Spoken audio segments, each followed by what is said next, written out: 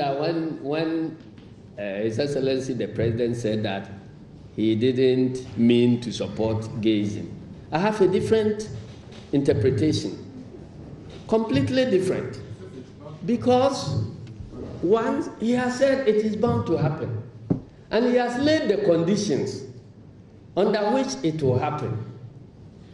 So it's like a coach telling you, if you play this way and that way and that way, you score the goal. So ask yourself, if the international gay community now decides to hold a conference in Accra and they need his permission, what would he do? You say the momentum is not there. We want to now gather the momentum. So we want to come and begin the momentum. Would you allow us in or you won't allow us? So that is the problem. Human rights must be based on your traditions and customs. The fact that some people think that they are inclined, their orientation is in a certain way, it doesn't force us as an independent country to amend our laws so that to suit them. Otherwise, why are we not abolishing the criminal laws? Don't you think that there are people who are inclined to steal?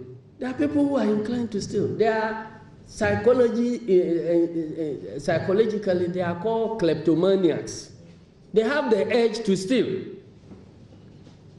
But we have made a law that stealing is no good. Why? Because we know stealing is no good. So the fact that it is not enough for some people to come and tell you that our sexual orientation is towards this thing, so if you don't allow and you don't change your laws to provide for us, then you are breaching human rights. We don't think that is proper. Otherwise, then all types of socially deviant behavior is characteristics of certain people. So then allow it to happen. Well, the Brunhafu Presbytery Chairperson of the Presbyterian Church of Ghana, Reverend Dr. William Kwabena Kwabena, has chided the media's handling of recent comments by President Akufo-Addo on the legalization of homosexuality. He says rather than blowing the issue out of proportion,